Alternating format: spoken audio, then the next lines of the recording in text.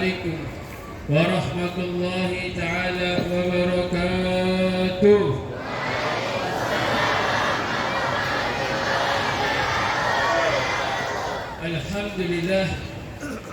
الحمد لله الذي هدانا بعبده المختار من دعانا إليه بإذنه وقد نادانا لبيك يا رسول الله لبيك يا رسول الله صلى الله عليه وسلم.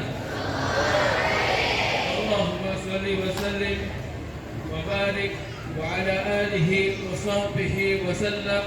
الفاتح لما أغلق والخاتم لما سبق ناصر الحق بالحق والهادي إلى صراطك المستقيم وعلى آله وصحبه حق قدره ومقدار العظيم. أما بعد.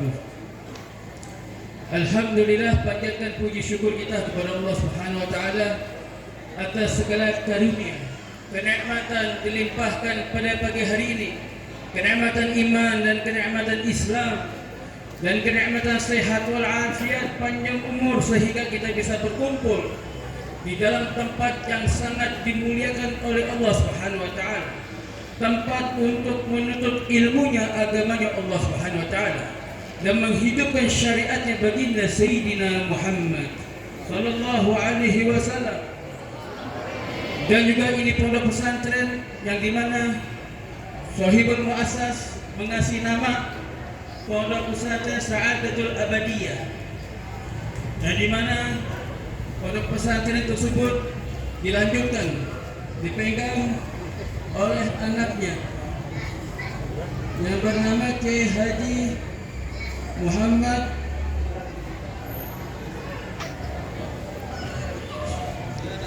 Syamsi. Mudah-mudahan Allah Subhanahu wa taala memberikan kesehatan untuk beliau. Allah sehatkan badannya, Allah sehatkan jasmaninya, dan Allah berikan istiqomah untuk beliau. Amin amin ya rabbal alamin. Para jamaah, para santri dan para dewan guru yang dirahmati oleh Allah Subhanahu wa taala, barusan kita telah menyaksikan, melihat anak-anak kita yang dimana mereka mendapatkan hasil dari menuntut ilmunya, dari hafalannya, dari kepahamannya.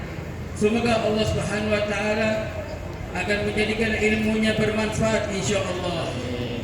Kalau dilihat ilmu bermanfaat adalah bagaimana baginda Sayyidina Muhammad sallallahu alaihi wasallam mengatakan di dalam hadisnya, kalau beliau mengatakan seandainya seorang murid santri menuntut ilmu, maka mereka harus wajib untuk mengamalkannya. Karena dengan adanya ilmu kalau kita amalkan, maka ilmu tersebut insya Allah bermanfaat dunia dan akhirat. Karena segi ilmu bermanfaat yang dilihat adalah bukan di pondok pesantren, ketika nanti pulang ke rumah masing-masing. Bagaimana ketika dia pulang ke rumah, apakah mereka istiqomah di jalan Allah Subhanahu wa taala? Apakah mereka menerapkan, mewajibkan dirinya selama mereka di pondok pesantren menuntut ilmu, membaca wirid, mengaji Al-Quran, sholat lima waktu dengan berjamaah? Nah, disinilah waktunya ilmu bermanfaat atau tidak. Kalau ilmu tidak bermanfaat, maka ilmu tersebut tidak diamalkan sama mereka. Hati-hati ya para santri, jangan sampai pulang ke rumah, sampai rumah main HP. Masya Allah, HP dipegang dari pagi, siang, sore dipegang. Masya Allah, masuk kamar mandi, pegang lagi HP-nya, makan, pegang lagi HP. Gak ada habis-habisnya sama HP. Ya Allah, jangan. Tapi waktu kita manfaatkan untuk mengaji Al-Quran, menuntut ilmu. Apalagi barusan kita telah menyaksikan ilmu yang dihafalkan tadi. Masya Allah, luar biasa. Ini kitab kuning ini. Ini apalah mesti kuatin.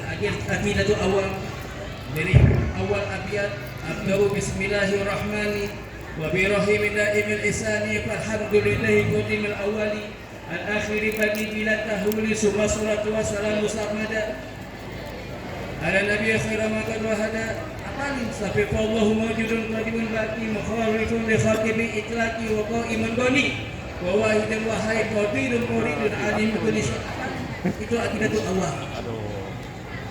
Dilanjutkan lagi, nahu. Apa ini nahu? Al-kalamu huwa ladzi murakkabu mufidu bil wadi'i wa aqsamu salasatun ismun wa fi'lun wa harfun. Ja'a li ma'na fa harfu min wa an wa ala wa fi ruba wa ba wa taf. Itu wajib dihafal. Setelah itu sorof, Masya Allah. Apa ini? Dari fa'ala yakulu fa'lan wa maf'alan fa huwa fa'ilun wa dzaka maf'ulun uf'ulan taf'ul maf'alun maf'alun mif'alun. Kalau wazan sudah dihafalkan, maka mufradat bisa ditasrifkan. Seperti apa? Dhahaba yadhabu zahban wa madhaban fa huwa zahibun wa dzaka madhabun idhab la tadhhab madhabun madhabun midhab.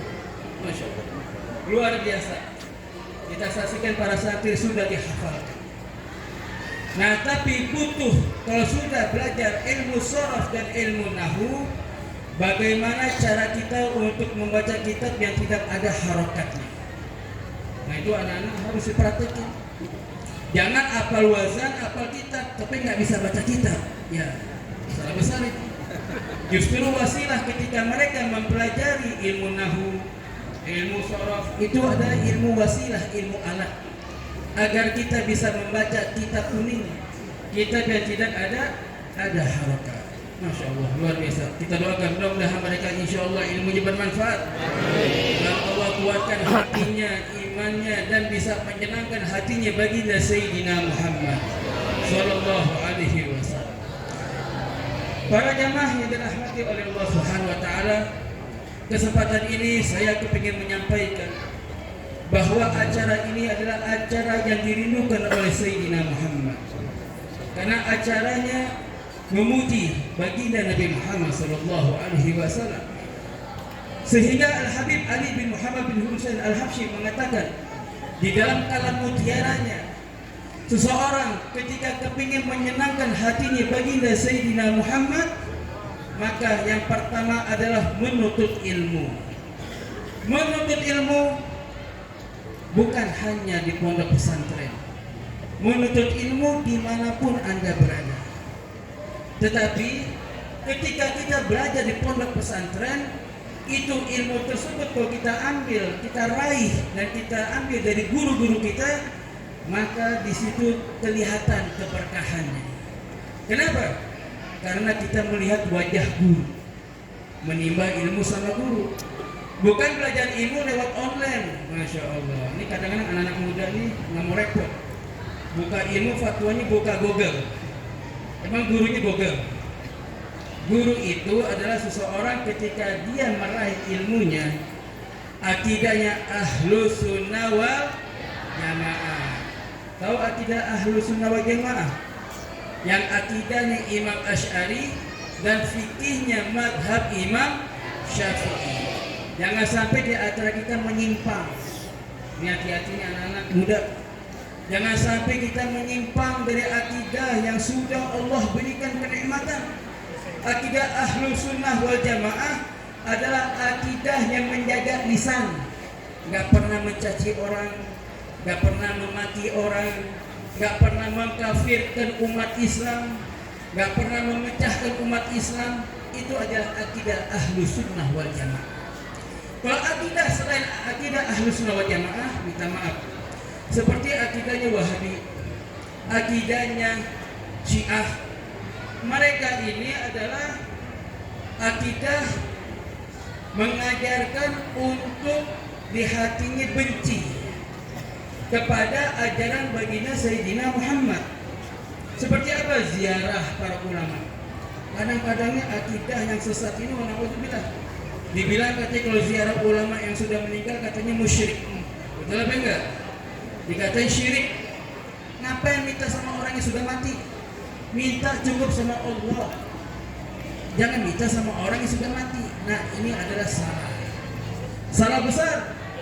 Karena Nabi Muhammad SAW memperbolehkan kepada siapapun ketika mereka meminta doa kepada Allah, tapi mereka menyebutkan wasilahnya, menyebutkan nama-nama orang-orang soleh.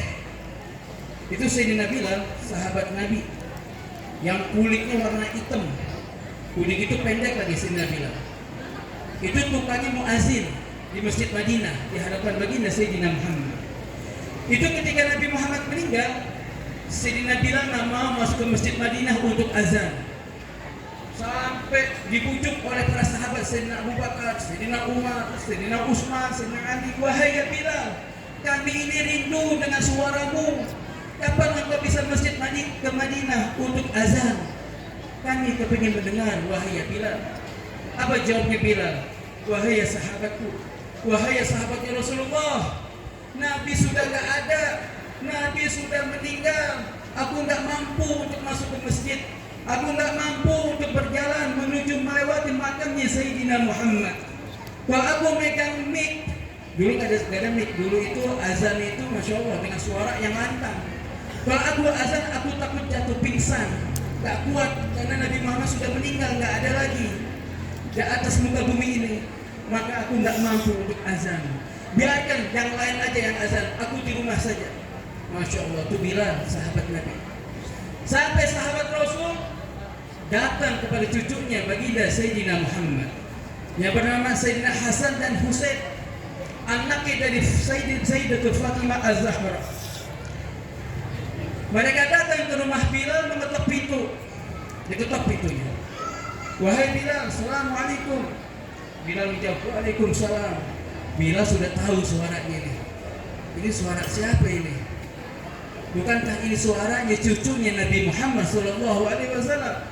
Ketika Sayyidina Bilal buka pintu, benar Sayyidina Bilal melihat wajah Sayyidina Hasan dan Husain. Sayyidina Bilal gak mampu mengeluarkan air mata. Ketika aku melihat cucunya Sayyidina Muhammad, maka aku teringat wajahnya mirip Sayyidina Muhammad. Masya Allah, Bilal nangis gak kuat, belum ngomong sudah nangis duluan Bilal.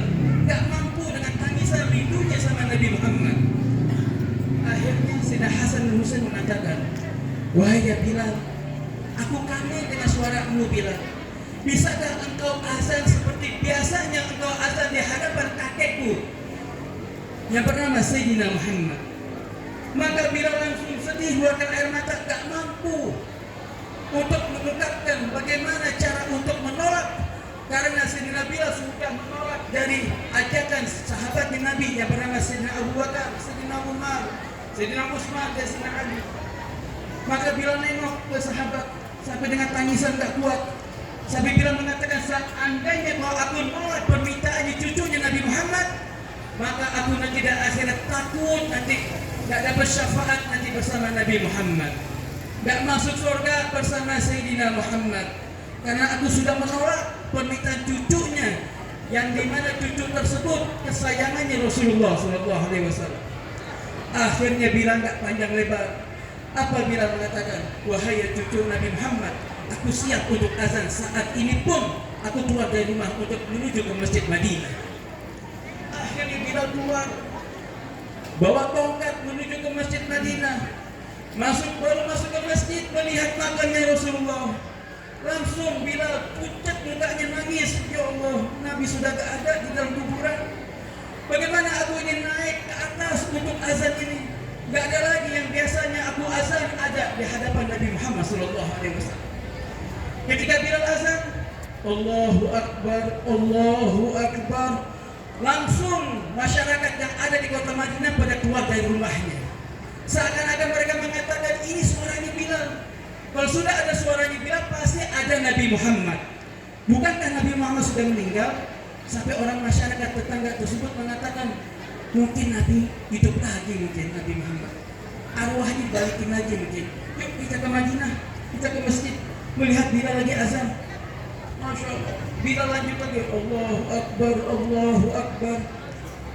Ashhadu an la ilaha illallah, ashhadu an la ilaha illallah, wa ashhadu anna. Baru sampai situ Bilal, gak kuat lagi nyambungin. Wa ashhadu anna, sampai keluar air mata, gemetar Sayyidina Bilal. Wa ashhadu anna Sayyidina Muhammad. Langsung jatuh pingsan Sayyidina Bilal. Jatuh pingsan gak sadar Sayyidina Bilal. Sampai orang datang menuju ke atas, menghampiri Sayyidina Bilal, Bilal bangun, bangun. Maka Bilal mengatakan, tolong lanjutkan azan ini. Aku gak mampu untuk menyebutkan nama Nabi Muhammad. karena Rasulullah sudah meninggal. Aku nggak mampu, tolong lanjutkan azannya. Itu Bilal luar biasa cintanya sama Nabi Muhammad. Orangnya hitam, ganteng enggak. Sampai sejarah mengatakan kalau Bilal senyum, giginya itu dari jauh kelihatan putih giginya. Saking hitamnya, bentuk matanya nggak kelihatan. Rambutnya aja nggak bisa dibandingin, mana rambut mana kulit, saking hitamnya. Begitu pendek lagi. Tapi Nabi Muhammad pernah mengucapkan kepada para sahabat, wahai sahabatku, ini Bilal walaupun hitam pendek, tapi nanti di hari kiamat nanti dia akan tinggal bersama aku. Sallallahu alaihi wasallam. Kenapa? Karena Bilal di hatinya penuh dengan kecintaan kepada baginda Sayyidina Muhammad. Ya Allah. Itu adalah sahabat. Sekarang kembali kepada kita, bagaimana kita cinta sama Nabi Muhammad. Ini anak-anak muda, antum belajar di pondok pesantren, Masya Allah sangat mulia. Yang ada di Kuala Tungkal ini, tolong waktu antum manfaatin, ambil ilmu dari guru-guru kalian, karena ini adalah ilmu yang bisa menyenangkan hatinya Sayyidina Muhammad Sallallahu alaihi wasallam. Antum mencari ilmu itu bisa menyenangkan hatinya Sayyidina Muhammad. Yang kedua adalah yang bisa menyenangkan hatinya Nabi Muhammad adalah diamalkan ilmu tersebut. Nah ini antum-antum nih, ya bakal pulang ke rumah, betul apa enggak? Apa niat antum pulang ke rumah? Apa niat megang HP apa nonton TV? Betul, iya. Pertama adalah kangen sama orang tua. Itu adalah surganya antum. Jangan sampai pulang ke rumah lempar tas, lepas sendal, ketemu sama teman, belum cium tangan ibu, abahnya, ayahnya, tapi sudah ketemu sama temannya duluan. Ini salah besar santriwati, hati-hati. Ini ilmu tentu diamalkan. Ketika antum pulang ke rumah, pertama kali adalah cium tangan ibu bolak-balik, cium jidatnya ibu. Kalau bisa kakinya ibu siram dengan air. Setelah itu air bekasnya minum. Mau apa enggak? Kenapa mau? Hah? Karena ada di dalam hadis kata Sayyidina Muhammad sallallahu alaihi wasallam, al-jannah tahta ummahat. Kaki ibu itu adalah telapak apa? Ada surganya Allah Subhanahu wa taala. Kalau kalian kepingin masuk ke surga, maka cium kakinya ibu, cium tangan bolak-balik ibu, cium jidatnya ibu, minta ridhonya, minta supaya ilmunya bermanfaat. Jangan pulang ke rumah, Masya Allah, baru nyampe rumah aja udah sedih mukanya. Kenapa? Cerita yang gak enak selama di pondok pesantren. Ya, jangan, yang ada ibunya pikiran. Baru nyampe rumah, cerita yang gak enak. Aduh bu, di pondok pesantren selama setahun makannya cuma tempe orek, makannya cuma kecap pakai garam, makannya tempe dan tahu doang.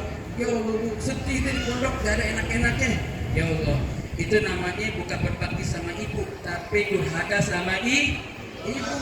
Kenapa? Pasti ibu itu pada sedih mengeluarkan air mata. Makanya Nabi Muhammad SAW mengatakan, seandainya ibumu sampai keluar air mata karena kamu, maka engkau siap mendapatkan bala dan musibah dari Allah Subhanahu wa taala. Kenapa? Karena engkau sudah durhaka kepada kedua orang tua. Hati-hati nih anak-anak. Pulang ke rumah pertama kali cium tangan bolak-balik ibu, cium kaki ibu, dan cerita yang baik-baik aja. Cerita yang buruk tutup aja. Jangan cerita yang nggak enak, tutup buku. Karena saya punya guru Al-Habib Umar bin Muhammad bin Salim bin Habib mengatakan apa? Kalau kalian kepingin ilmunya bermanfaat, pertama kali adalah tutup aib-aibnya guru kalian. Keburukan guru tutup, jangan cari kesalahan guru. Ini kadang-kadang santri ini Masya Allah, murid akhir zaman mencari kesalahan guru. Kadang-kadang gurunya kalau sholat sendiri, ya udah deh ikutin aja sholat sendiri. Gurunya sholat sendiri nggak berjamaah, ikutin aja. Atau enggak gurunya nggak pakai siwak, ya udah deh santri juga nggak pakai siwak.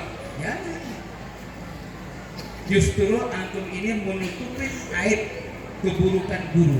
Tapi antum prinsip antum hidupkan syariat di ilmunya bagi Sayyidina Muhammad. Agar kenapa ilmu kita bermanfaat. Itu Imam Bukhari yang meriwayatkan hadis, yang paling banyak meriwayatkan hadis Imam Bukhari.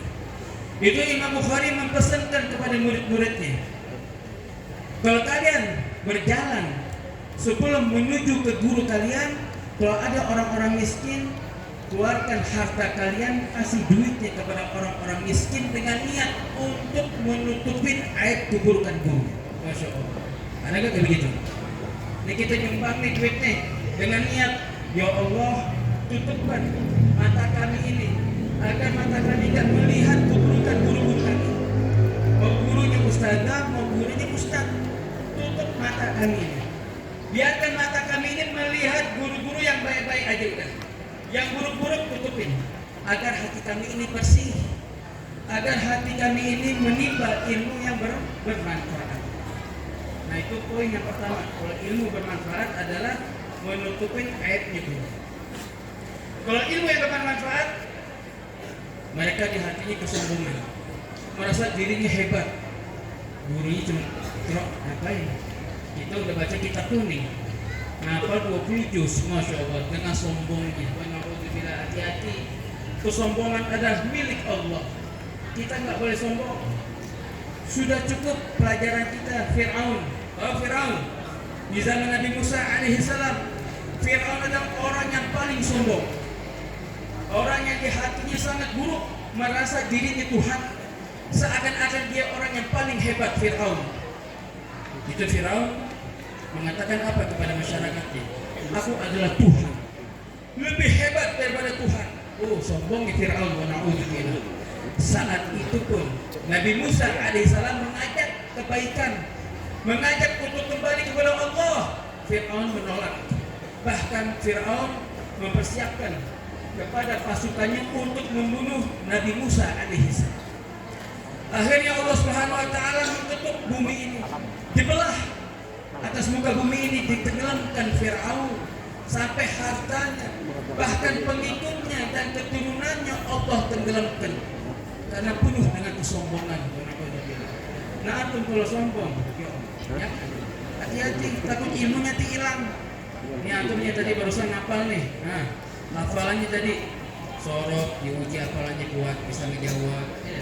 Nah, hati-hati, ini hati nih, dijaga. Jangan sampai kita sombong. Jangan sampai kita merasa diri kita paling pintar daripada orang yang lain yang ada di bawah. Hati-hati.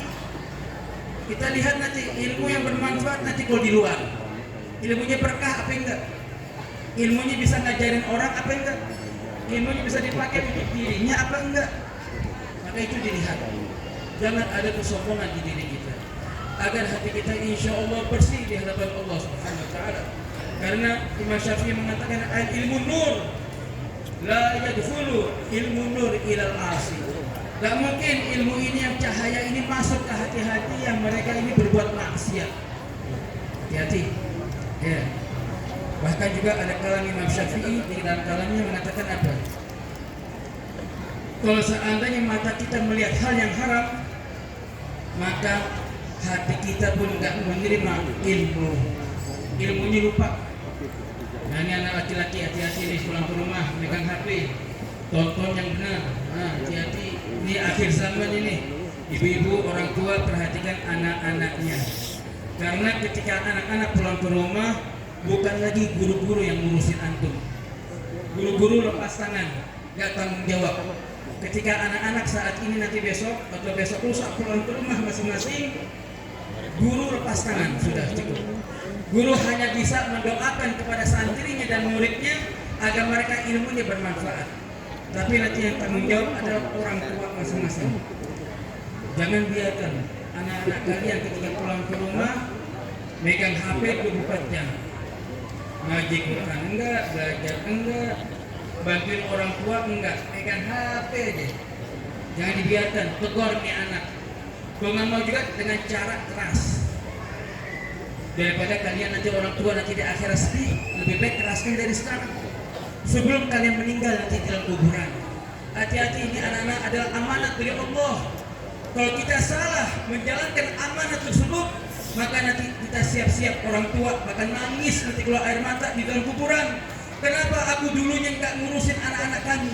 Kenapa dulunya aku nggak marahin anak-anak kami? Kenapa dulunya nggak tegasin anak-anak kami? Kenapa dibiarkan dimanjain? Ini orang tua sekarang ini Masya Allah, zaman no. Saya lihat. Betul apa enggak? Anak kecil baru 6 tahun megang HP. Betul apa enggak? 5 tahun megang HP. Ya Allah. Saya bersyukur kepada Allah. Orang tua saya di Saudi keras banget. Saya nggak boleh megang HP kecuali saya kalau udah 25 tahun. Mau belajar udah benar, ilmunya bermanfaat, bisa ngajar, bisa cari duit, bisa nafkahin istri, sudah mau siap-siap menikah, sudah waktunya megang HP, boleh megang HP. Kalau sekarang anak-anak yang masih menuntut ilmu, jangan kasih pegang HP, kecuali hari libur, gak ada masalah. Tapi besar hari megang HP, Masya Allah. Bangun subuh, megang HP, betul apa enggak?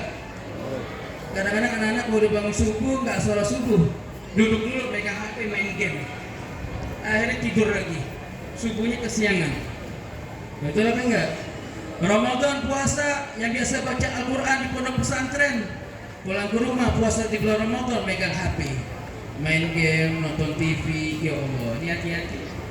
Berarti kita ilmunya tidak bermanfaat. Maka intabih, kembalilah kepada Allah Subhanahu Wa Taala. Insya Allah kita minta doa kepada Allah agar ini pondok pesantren dijaga sama Allah Subhanahu Wa Taala, dan para guru-guru dipanjangkan umurnya, diberikan kesehatan dan keafiatan, dan ini pondok pesantren insya Allah tambah makmur, tambah berkah sampai hari kiamat.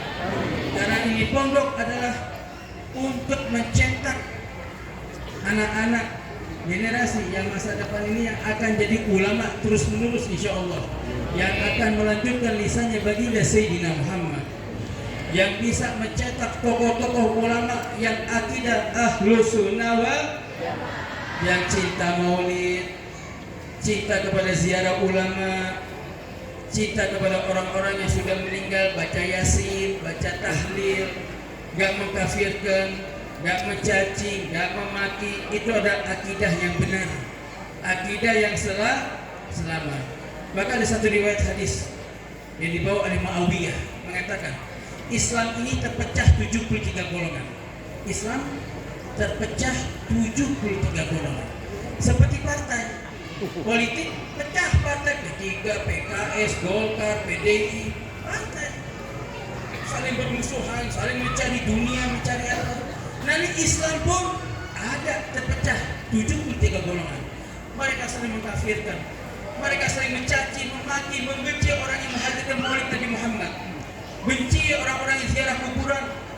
Ada juga umat Islam. Siapa itu kata Muawiyah? Ini pesan dari Nabi kita Muhammad SAW mengatakan apa? 73 golongan yang terpecah yang saat ini adalah umat yang bebas, yang selamat di dunia dan di akhirat. Ada akidah ahlus sunnah wal jamaah, akidah yang selamat, yang nggak pernah mengajarkan mencaci, memaki, memusuhi umat Islam, nggak memaki umat Islam, nggak mengkafirkan umat Islam. Tetapi kami diajarkan, luhurnya kami kepada Nabi Muhammad, mengajarkan lisan yang baik, ucapan yang baik, mengajak kebaikan kepada masyarakat untuk menghidupkan perjuangan baginda Sayyidina Muhammad. Insya Allah kita minta doa kepada Allah Subhanahu Wa Taala agar santri ini insya Allah jadi orang yang hebat insya Allah. Ilmunya bermanfaat dan ilmunya berkah, dan ilmu tersebut bisa diamalkan dunia dan akhirat. Dan juga para santri jangan lupa sama guru. Jangan sampai nanti di luar di rumah, ketika guru jalan di hadapan rumah kita tahu ini guru kita nih, tapi malu cium tangan, gengsi, betul apa enggak? Nggak mau dicium tangan. Kenapa? Ya, saya kan lagi pakai celana, pakai baju. Guru saya lagi pakai koko, sarung, kopiah. Enggak deh, malu. Nggak usah cium tangan. Nah ini salah. Santri yang paling benar, ketika melihat guru di jalan, di luar, mau di mall, di pasar, di masjid, dimanapun nanti kalian pasti ketemu. Betul apa enggak? Ini kan tinggal di Kuala Tungkal. Sebagian rumahnya nggak jauh sama pondok pesantren, betul? Kalian wajib berbakti sama guru kalian, karena guru kalian sudah mengajarkan kalian untuk mengenal Allah dan Nabi Muhammad Sallallahu Alaihi Wasallam, sehingga di dalam syair mengatakan apa? Laula murabbi ma'araftu rabbi, laula murabbi, Kalau bukan karena guru, ma'araftu Rabbi, maka aku pun gak bakal kenal sama Allah. Betul apa enggak? Guru kita mengajarkan akidatul awam, yang dimana sifat Allah sudah diajarkan kepada kita agar kita mengenal Allah. Wallahu mawjudun, wallahu mawjudun, qadimun baqi, mukharrifun khalqi bi itlaqi, wa qaimun qadi wa wahidul wahid, qadirun muridun alimun bi kulli syai', sami'un basir mutakallimu, lahu sifatun sab'atun tadrimu, wa qudratun iradatun salun basyar. Ini adalah sifatnya Nabi Muhammad, sifatnya Allah Subhanahu wa taala. Guru kita sudah mengajarkan kepada kita bagaimana kita untuk berbakti kepada guru kita. Insya Allah benar-benar santriwati dan santri, insya Allah mereka akan berbakti kepada guru-guru kita semua di sini. Bisa berbakti, cium tangan, ya, sayangin guru kita, doakan guru kita nanti di rumah kalian. Kalian sholat, ingat guru kalian, pendiri pondok pesantren dan anak-anaknya dan keluarganya, doain supaya panjang umur, insya Allah sehat walafiat, dan ini pondok insya Allah dijaga oleh Allah Subhanahu wa taala dari makhluk-makhluk yang jahat, dari musibah, bermacam-macam musibah, dari kebanjiran, dari kebakaran, dari gempa bumi. Insya Allah ini pondok pesantren dijaga oleh Allah Subhanahu wa taala. Amin amin ya rabbal alamin. Allahumma hdina fiman hadait, wa afina fiman afait, wa tawallana fiman tawallait, وبارك لنا فيما أعطيت وقنا برحمتك شر ما قضيت. اللهم إني أعوذ بك من علم لا ينفع والقلب لا يخشع وأمل لا يرفع ودعاء لا يسمع. ربنا آتنا في الدنيا حسنة وفي الآخرة حسنة وقنا عذاب النار. وصلى الله على سيدنا محمد النبي الأمي والحمد لله رب العالمين. والسلام عليكم ورحمة الله وبركاته.